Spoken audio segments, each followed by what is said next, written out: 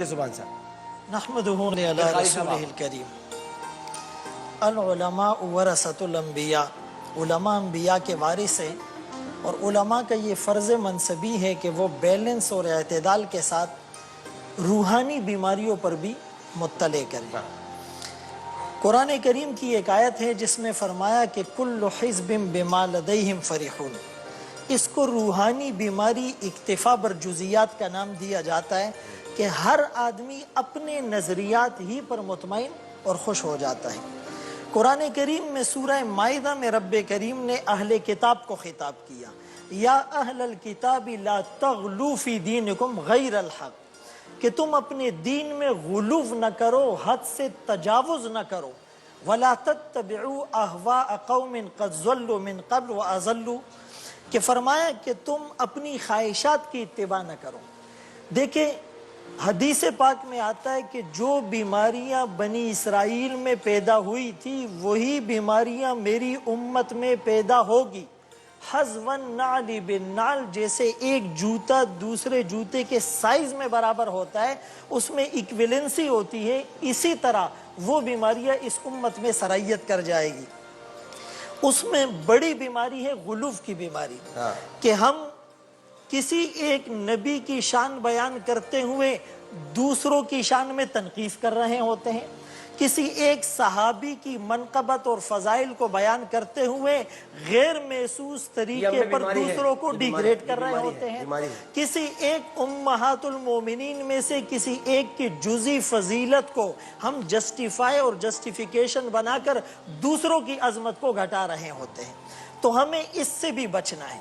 اصل کام ہی ہے، بچنا اصل کام یہ ہے۔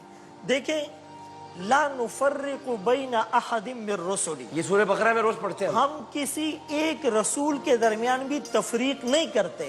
تلک الرسل فضلنا بعضهم علی بعض، بعض رسولوں کو ہم نے بعض پر فضیلت دی، یہ ہم مانتے ہیں۔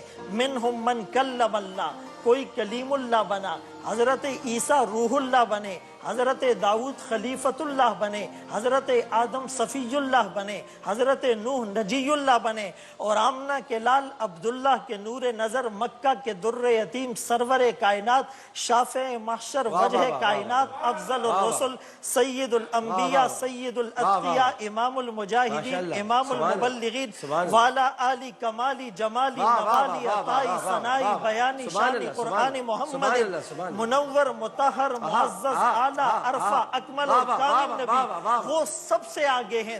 میں یوں کہوں گا لِكُلِّ نَبِيٍّ فِي الْأَنَامِ فَضِيلَةٌ وَجُمْلَتُهَا مَجْمُوعَةٌ لِمُحَمَّدٍ، ہر نبی کو فضیلت، مقام، مرتبہ، حیثیت، بلندی، وقار، اسٹیٹس، آسودگی، پروسپیرٹی ملی، لیکن سارے انبیاء کے فضائل کو جس ذات میں جمع کر دیا جائے وہ محمد رسول اللہ صلی اللہ علیہ وسلم ہے، جس میں آدم کا خلق، شیس کی معرفت، نوح کا جوش تبلیغ، ابراہیم کا ولولہ توحید، اسماعیل کا ایثار، اسحاق کی رضا، صالح کی فصاحت، لوط کی حکمت، موسیٰ کا جلال، ہارون کا جمال، یعقوب کی تسلیم و رضا، داؤد کی آواز، ایوب کا صبر، یونس کی اطاعت، یوشع کا جہاد، دانیال کی محبت، الیاس کا وقار، یوسف کا حسن، یحییٰ کی پاکی، عیسیٰ کا زہد و تقوی، سلیمان کی سیاحت، ورفعنا لک ذکرک، جہاں کے سارے کمالات ایک تجھ میں ہیں، تیرے کمال کسی میں نہیں۔ بھائی کیا کہہ رہے ہیں؟ جس طرح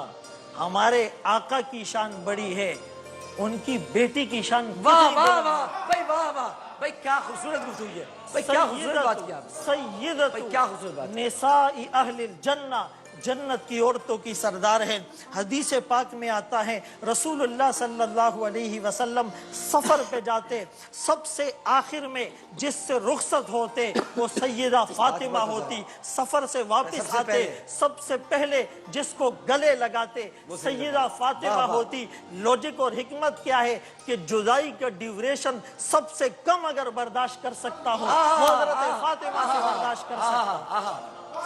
حضرت فاطمہ رضی اللہ تعالیٰ عنہ کی شان بہت بلند ہے، لیکن ان کو خوش کرنے کا ایک طریقہ مفتی حنیف قریشی صاحب نے بتلایا ہمیں سر آنکھوں پر، اللہم انی اسألک حبک وحب من یحبک وحب عمل یقربنی الی حبک، ربا آپ سے آپ کی محبت مانگتا ہوں اور ان کی محبت مانگتا ہوں جو آپ سے محبت کرتے ہیں۔ حضرت فاطمہ رضی اللہ تعالیٰ عنہ، ان کی آل کو خوش کرنے کا ایک طریقہ ساری دنیا یہ میڈیا کے توسط سے آپ کے پیارے سیگمنٹ کے ذریعے سے سن لے کہ جب انتقال کا وقت ہے، صدیق اکبر رضی اللہ تعالیٰ عنہ اپنی بیوی اسمہ بنت عمیس کو بیچتے ہیں کہ آپ تیمارداری کرے، آپ عیادت کرے۔ حضرت فاطمہ رضی اللہ تعالیٰ عنہ کی وصیت تو سنیے، فرمایا کہ میری میت کو بھی تم دیگر میتوں کی طرح لے کر جاؤ گے؟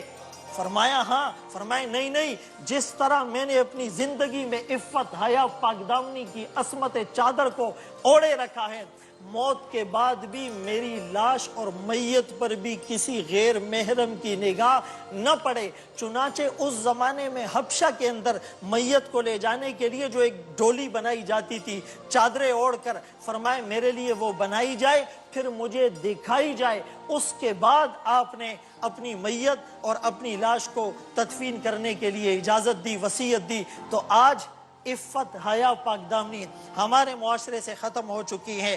اس رمضان کے توسط سے ان الذین یحبون ان تشیع الفاحشہ، سورہ نور کی اس آیت کو یاد رکھے کہ وہ لوگ جو بے حیائی کو پروموٹ کرتے ہیں، فحاشی اور عریانیت کو پھیلاتے ہیں، ان کے لیے دنیا میں بھی عذاب ہے، آخرت میں بھی عذاب ہے۔ حضرت فاطمہ جو طاہرہ، مطہرہ، زکیہ، بطول ہیں، سیدۃ نساء اہل جنہ ہے، سیدۃ نساء العالمین ہے، ام الحسن ہے، ام الحسین ہے، ام الحسنین ہے، ام ابیہا ہے۔ آج ان کی اس نصیحت کو یاد رکھے کہ مائیں بہنیں بیٹیاں اپنی زندگی میں عفت حیا کی چادر کو اوڑھ لے، رب کی رحمتیں برکتیں ایسے اترتے ہوئے نظر آئے۔ واہ واہ واہ واہ، ماشاءاللہ ماشاءاللہ، بھائی کمال بیان کیا مولانا فتح زمان صاحب۔ آپ تو خاموش ایسی کردار رہے جو آج جب کھل کر سامنے آیا تو کمال کر دیا۔ محبت تو میں محترم ہمارے فضل سبحان صاحب نے جو کچھ بیان کیا، میں یہ سمجھتا ہوں کہ وہ میرے دل کی آواز تھی،